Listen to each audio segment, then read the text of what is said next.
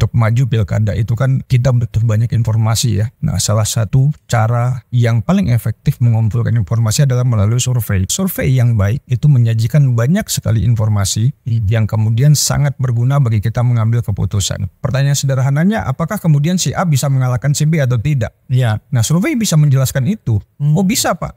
Bapak bisa mengalahkan si B walaupun Bapak masih kalah sekarang. Kenapa? Karena peluangnya masih ada. Ternyata dari 10 plus 15 masih 25, 75% lagi orang yang bingung memilih. Berarti kan masih punya peluang. Nah, di mana itu 75%? Survei bisa menjelaskan. Apa maunya yang 75%? Survei bisa menjelaskan. Hasil survei itu adalah gambaran pada saat itu. Makanya di hasil survei itu ada yang namanya rentang waktu pengambilan data. Jika dikatakan sekian persen, maka itu adalah data pada hari itu. Apakah besok berubah? Bisa.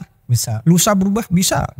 Tahun depan berubah? Bisa. Gitu. Cuman yang digambarkan oleh sebuah hasil survei adalah keadaan pada masa itu. Jadi kalau katakanlah pada masa itu dikatakan yang menang si A, ya pada masa itu memang yang menang si A. Bisa saja besok berubah menjadi si B. Sederhananya orang-orang yang dikatakan kalah pasti kan tidak mau tinggal diam. Dia pasti melakukan sesuatu. Nah, ketika dia melakukan sesuatu bisa saja kondisi berubah lagi. Nah, surveinya salah? Enggak salah. Surveinya sudah kadaluarsa.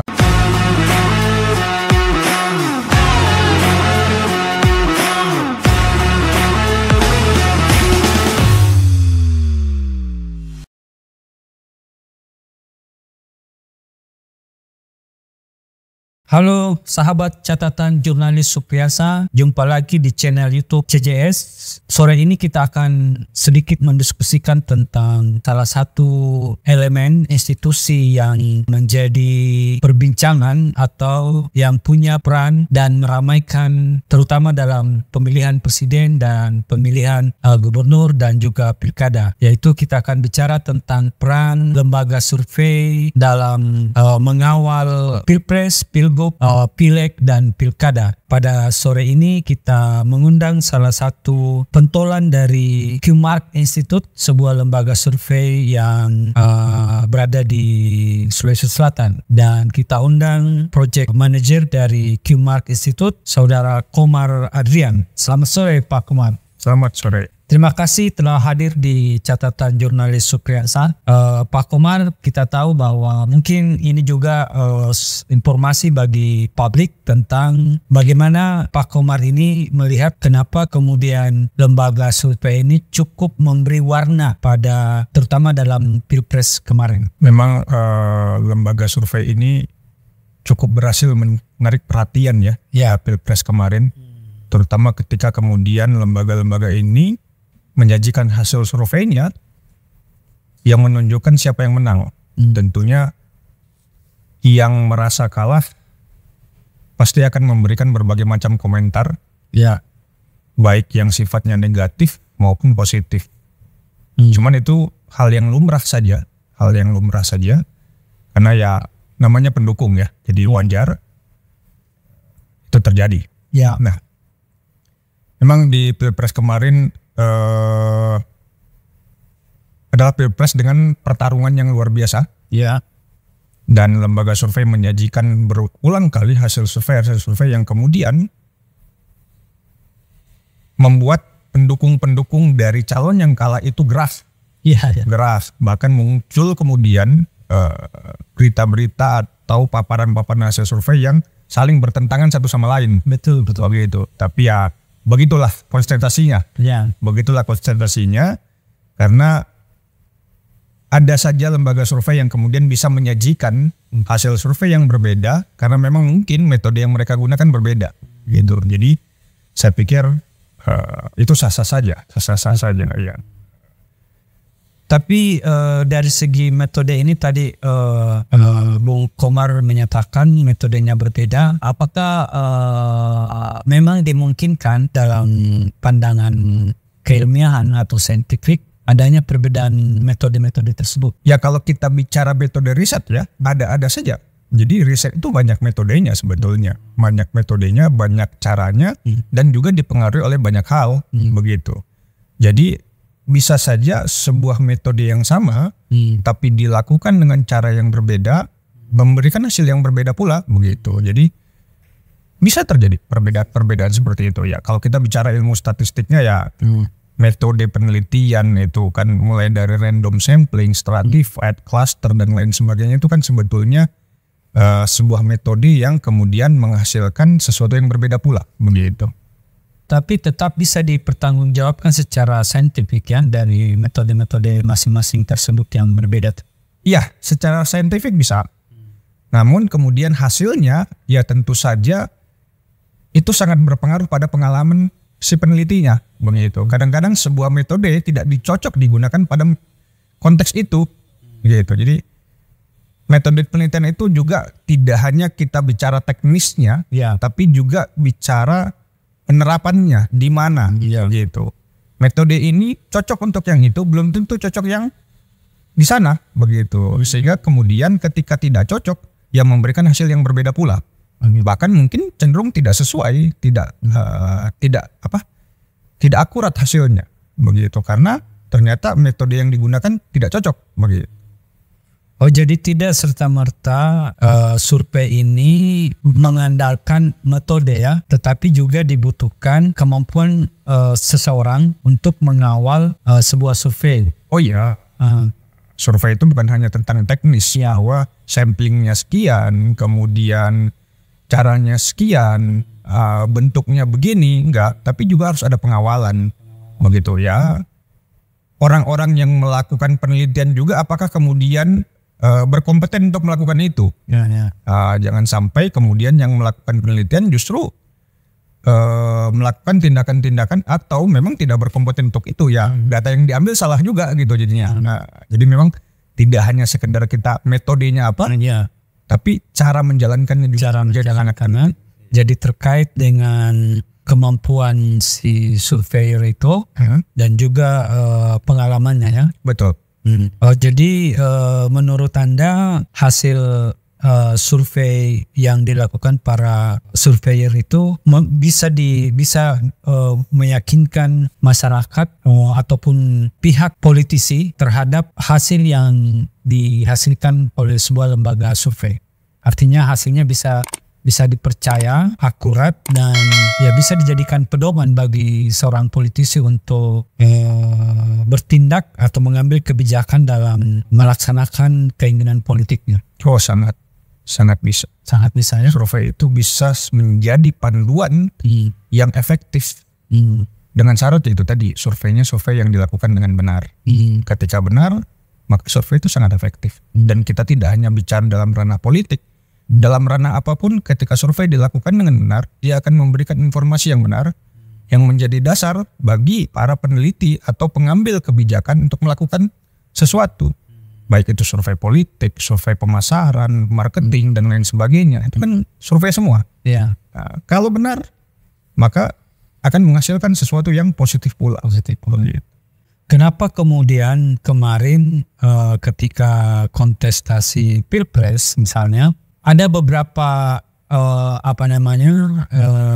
pendukung calon tertentu dan kita mengenal dia seorang profesor misalnya mengungkapkan bahwa pemodal Anda siapa yang bayar Anda gitu. Nah, ini bagaimana Anda menanggapi itu? Karena saya sebutlah misalnya Repli Harun kemudian bertanya bahwa siapa yang membiayai Anda, karena menurutnya itu juga akan bisa berpengaruh pada hasil dari sebuah survei. Bahkan itu ditanyakan ketika kalau saya tidak salah meminta kesaksian ahli Muhammad Qadari yang saya ingat ya, kalau saya tidak salah ingat Muhammad Qadari bahkan di MK itu dia mempertanyakan itu. Nah, bagaimana Anda menanggapi itu? Yang dipertanyakan kan sebetulnya hasil surveinya ya. Ya. Nah, kalau hasil survei itu sesuatu yang kemudian bisa diubah atau berubah. Ya. Berdasarkan siapa yang menyajikan. Nah, kita juga nggak tahu itu. Kalau kita bicara siapa sih yang modalin belum tentu maunya diubah. Maunya ya apa adanya gitu. Kembali sebetulnya kepada orang yang menyajikan. Nah, orang yang menyajikan dan apa yang mau disajikan. Kalau mau yang disajikan adalah sesuatu yang kemudian tidak sesuai, ya Bisa. Itu wewenangnya lembaga itu sendiri gitu loh, atau orang itu sendiri gitu. Dan tanggung jawabnya adalah tanggung jawab mereka sendiri gitu. Namun kalau ditanya apakah bisa atau tidak, ya bisa-bisa saja. Bagaimanapun ini kan kreasi manusia ya. Nah, begitu. Jadi tidak ada hubungannya dengan lemahnya metode lembaga survei untuk menghasilkan sebuah hasil yang dipertanggungjawabkan secara ilmiah ya. Tetap ada. Artinya kalau lemah lembaga surveinya dalam konteks bahwa tidak bisa melakukan survei dengan benar, maka ya salah jadinya. Tapi benar sekalipun surveinya, tapi kalau lembaga itu justru memilih untuk menjadikan sesuatu yang berbeda dari realitasnya, maka itu adalah tanggung jawab lembaga itu. Dan ya dia bisa-bisa saja melakukannya. Mungkin publik di masyarakat Sulawesi Selatan butuh sedikit gambaran mengapa kemudian misalnya para beberapa lembaga survei yang terpercaya kemarin dari jauh hari sebelum keputusan dari KPU itu mereka sudah bisa mengkalkulasi dan menyimpulkan hasil tentang kemenangan Prabowo Gibran. Nah, bagaimana Anda sebagai lembaga survei juga bisa memberikan kita gambaran metode mereka para survei ini sehingga mereka memutuskan hasil yang memenangkan Prabowo Gibran dengan sangat yakin. Ya, jadi gini ya. Hasil survei itu sebetulnya bukan hasil akhir. Hasil survei itu adalah gambaran pada saat itu. Makanya di hasil survei itu ada yang namanya rentang waktu pengambilan data. Ya. Nah, maka jika dikatakan sekian persen, maka itu adalah data pada hari itu. Apakah besok berubah? Bisa. Lusa berubah? Bisa.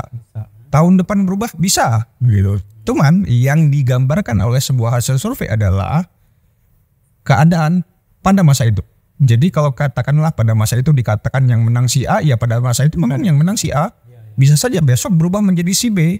Karena kemudian sederhananya orang-orang yang dikatakan kalah pasti kan tidak mau tinggal diam. Dia pasti melakukan sesuatu. Nah, ketika dia melakukan sesuatu bisa saja kondisi berubah lagi. Nah, surveinya salah? Enggak salah. Surveinya sudah kadaluarsa. Begitu. Karena kan ada rentan waktunya. Kembali ke kita ke rentan waktu. Jadi tidak dikatakan bahwa hasil survei mengatakan bahwa si ini yang menang. Maka hasil KPU pasti itu yang menang. Belum tentu. Nah, karena sekali lagi kembali kepada survei itu dilakukan pada rentan waktu kapan. Ya. Jadi Pak Komar ini yakin atau lembaga survei ini tetap penting untuk bagi para politisi terutama ya dalam kaitan kontestasi pilgub misalnya nanti di Sulawesi Selatan dan pilkada penting kira-kira ya? Oh, sangat penting. Ya. Sangat penting. Mengapa penting? Penting. Untuk maju pilkada itu kan kita butuh banyak informasi ya. Ya. Nah, salah satu cara yang paling efektif mengumpulkan informasi adalah melalui survei. Survei yang baik itu menyajikan banyak sekali informasi yang kemudian sangat berguna bagi kita mengambil keputusan. Simple. Ketika seorang maju dia pasti mau tahu di mana saya lemah. Ya. Survei bisa menyajikan itu.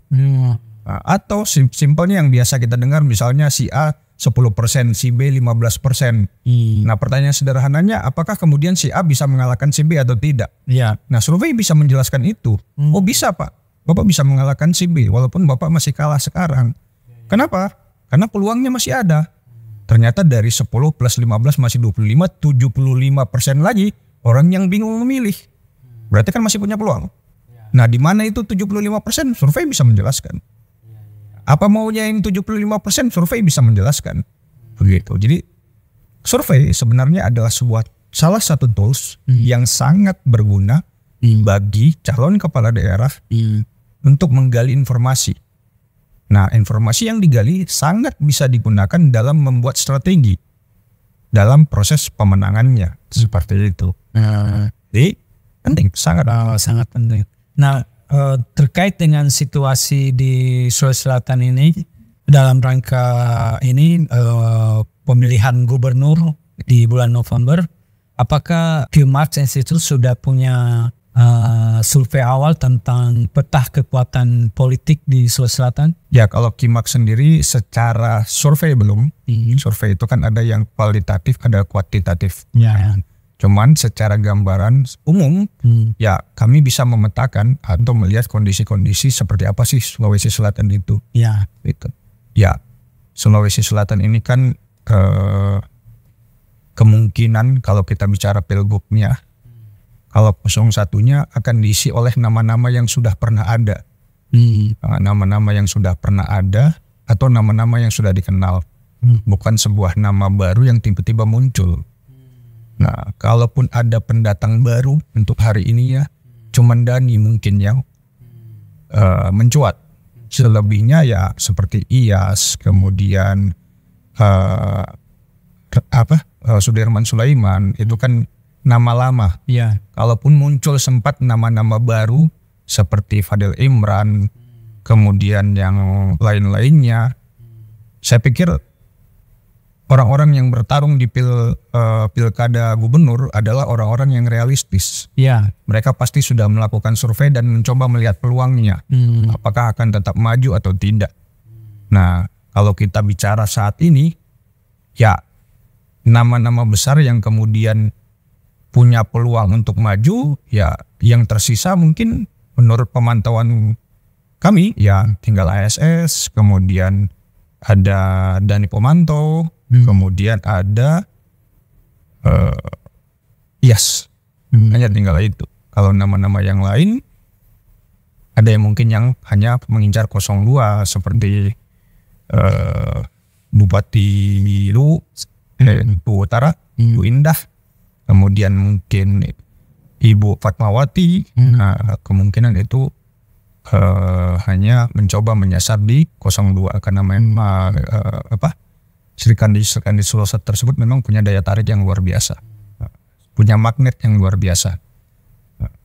Kalau kita memetakan misalnya kubu atau mungkin kita tidak menyebut dulu dari segi partai. Kan di Sulawesi Selatan ini dalam pengamatan beberapa analis atau pengamat politik bahwa salah satu bentuk spirit politik di Sulawesi Selatan itu adalah semangat katakanlah kekeluargaan atau perkawanan. Nah, atau tokoh yang selama ini sudah dianggap sebagai orang besar lah tanda kutip di Sulawesi Selatan. Kira-kira kalau kita mau menyebut seperti itu, kekuatan atau kubu-kubu apa yang kuat sekarang ini di Sulawesi Selatan atau dibaca bisa punya peluang memenangkan pilgub di Sulawesi Selatan? Ya, kalau kita bicara kubu, maka hanya ada sedikit kubu ya. Ada sedikit kubu yang kemudian menunjukkan keseriusan dan kemudian memperlihatkan power yang besar. Salah satu kubunya tentu saja adalah kubunya Mentan. Kubunya Mentan melalui Sudirman Sulaiman sebagai adiknya. Ya, itu salah satu kubu besar yang kemudian sering disebut-sebut. Sedangkan kubu yang lainnya adalah kubu dari Iyas. Kubu Iyas, kemudian kubu Dani. Kubu Iyas yang sudah berulang kali maju, dan kubu Dani sebagai pendatang baru. Pendatang baru, walaupun mungkin sudah bertarung di Makassar. Nah, itu tiga kubu. Nah, sedangkan yang lain-lainnya ada. Namun bukan menurut saya itu bukan sebuah kubu yang besar yang sering kita dengar. Sering kita dengar atau ya dalam banyak diskusi tidak berada pada radar yang tertangkap jelas. Samar-samar. Masih simpelnya mungkin wait and see gitu. Pak Komar mungkin bisa memberikan gambaran kepada kita kira-kira kekuatan-kekuatan apa yang menjadi unggulan dari ketiga kubu yang disebutkan tadi, misalnya kubu Mentan, kubu IAS, kubu Dani Pamanto. Kira-kira apa yang menjadi faktor kekuatan besar dari kubu-kubu tersebut? Misalnya kubu Mentan, kubu IAS, kubu Dani, apa yang mereka miliki? Apa keunggulan utama mereka kira-kira? Keunggulan utama ya. Ya. Kalau kubu Mentan, saya pikir kekuatan utamanya adalah dukungan finansial. Finansialnya. Dukungan finansial ya. Dukungan finansial. Sementara di kubu IAS itu adalah dukungan popularitas. Sama sebetulnya dengan Dani, hampir sama. Nah, jadi memang kalau Dani dengan IAS ini, kalau kita bicara popularitas, itu saling memakan satu sama lain. Oh begitu ya. Begitu. Jadi masing-masing benar-benar di awal ini mengandalkan popularitasnya masing-masing sebagai mantan wali kota. Menurut Anda, apakah dengan posisi Dani sekarang ini sebagai wali kota itu menambah daya kekuatan seorang Dani menurut Anda? Ya pasti memberikan. Pasti memberikan. Pasti ada dampaknya sedikit atau banyak begitu. Tidak mungkin juga Dani Pamanto kemudian tidak punya prestasi yang bisa dibanggakan. Saya pikir ada perubahan di Makassar yang membuat Dani percaya diri menggunakan Makassar sebagai pondasinya untuk kemudian berkampanye. Dan menurut Anda kalau melihat juga fenomena atau wacana atau diskusi warung kopi, kira-kira yang menurut Anda yang bisa menjadi 02 untuk Pilgub, tokoh-tokoh atau siapa nama yang Anda tangkap yang mencuat menjadi wakil nantinya? Mungkin bisa disebutkan beberapa nama. Kalau yang ramai sekarang kan mungkin dua Sri Kandi kita ya, yaitu Ibu Fatmawati dengan Ibu Indah. Nah itu saya pikir alat peraganya sudah menghiasi kota Makassar. Nah itu dua orang wanita tangguh dari Sulawesi Selatan yang kemudian mencoba masuk dalam perhelatan gubernur. Sedangkan orang lain yang lain ada mungkin Bupati Goa, Pak Adnan. Pak Adnan, memang Pak Adnan pun masih punya kemungkinan untuk menjadi 01. Masih punya kemungkinan untuk menjadi 01 atau menjadi 02 dari kandidat yang ada juga seperti itu. Saya pikir hanya nama-nama itu yang kemudian mampu memberikan dampak elektabilitas. Kalaupun ada nama-nama lain, ya saya pribadi bukan belum melihat kecil dampak elektabilitasnya. Cuman kalau kita bicara secara keseluruhan, maka itu nama-nama yang saya pikir memberikan dampak elektabilitas yang bagus kepada 01-nya. Seperti itu. Berdasarkan pengalaman Anda sebagai seorang surveyor, kira-kira misalnya kalau Sudirman Sulaiman ini kira-kira ya, artinya berdasarkan pengalaman Anda, kalau Sudirman Sulaiman mau memenangkan Pilgub, kira-kira Sudirman Sulaiman menurut Anda harus berpasangan dengan siapa? Demikian juga IAS dan Dani Pamanto. Kalau itu saya belum bisa jawab dengan siapa yang berpasangan gitu. Karena secara kondisional saya juga belum pernah melakukan survei secara spesifik untuk menguji pasangan-pasangan tersebut, karena ya ada nama-nama yang baru masuk begitu, dan kemudian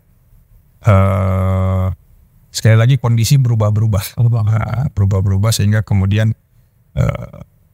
kita tidak bisa menentukan siapa. Namun dari pasangan dari nama-nama 02 yang saya sebutkan tadi, nama-nama tersebut memang memberikan dampak elektabilitas yang baik kepada siapapun begitu. Apa saran Anda sebagai seorang surveyor kepada kandidat yang akan maju di Pilgub? Apa yang mereka harus siapkan sebagai seorang kandidat dengan ingin bertarung? Simpel Pak sebetulnya yang harus disiapkan. Yang paling pertama itu uang. Uangnya? Uang itu menjadi faktor yang utama, finansial. Ya. Jadi jangan pernah maju pilkada ketika kita tidak siap secara finansial. Karena pilkada itu kalau sudah maju, sudah keluar uangnya, ya sudah tidak kembali. Begitu. Jadi jangan maju pilkada ketika kemudian secara finansial kita tidak siap. Begitu. Banyak orang yang kemudian mengatakan saya punya donatur. Ya. Banyak mengatakan punya donatur, ada dukungan ini itu. Nah, memang ya mungkin kalau kita lihat secara finansial, donaturnya bagus. Tapi apakah kemudian dana-dana finansial itu liquid atau mudah dicairkan begitu? Ada kandidat yang kemudian mengatakan, saya punya aset banyak, begitu. Itu bukan dana yang liquid, itu bukan dana yang kemudian siap. Jadi memang kalau mau uji pilkada, yang pertama harus disiapkan adalah finansialnya. Begitu, jangan sampai sudah habis uang banyak, kemudian yang terjadi adalah hampir menang. Begitu, hampir menang. Padahal mungkin bahasa yang sering dikeluarkan, hampir menang. Sedikit lagi, andai ada sedikit lagi uangnya, begitu. Tapi yang lebih konyol, yang juga kadang-kadang saya temukan adalah memang kandidat-kandidat yang tidak benar-benar siap secara finansial, mengandalkan finansial orang lain tanpa menyadari bahwa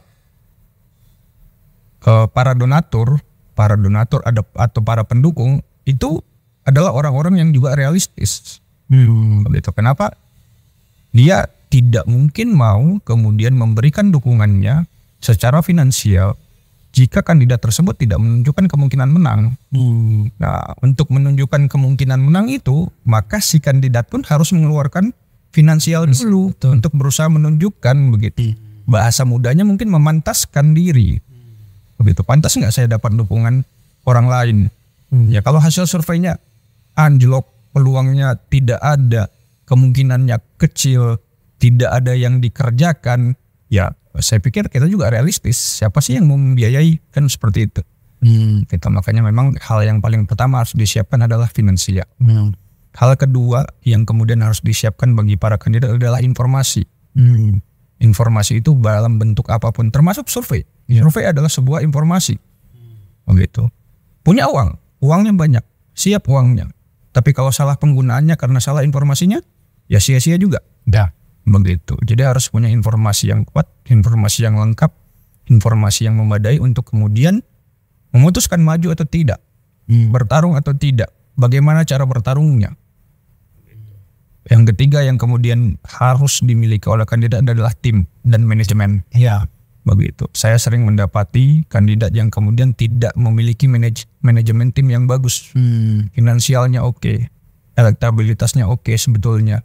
Cuman manajemen timnya tidak bagus. Akhirnya sulit juga untuk menang. Nah, pilkada itu bagi saya itu bukan sebuah perjudian. Nah, kalau perjudian itu kita tidak tahu menang kalahnya. Tapi pilkada itu sesuatu yang bisa diperhitungkan, bisa diperkirakan. Begitu. Jadi bagi kandidat silahkan siapkan dulu finansialnya, siapkan informasinya, dan siapkan timnya. Barulah Anda maju pilkada. Jangan maju buta-buta. Begitu. Kita menghabiskan uang, kecuali mau coba-coba sih silakan. Jadi itu 3 ya? 3 itu dasarnya, Pak. Hal-hal yang lain saya pikir sebuah pengembangan ya. Dikatakan tim ini, tim itu kan tetap manajemen tim. Dikatakan bahwa harus survei, harus punya ini, itu kan pengumpulan informasi. Dikatakan bahwa butuh ini, butuh itu kan pendanaan finansial. Tim saja pun butuh pendanaan finansial. Begitu, survei butuh pendanaan finansial. Begitu. Jadi kalau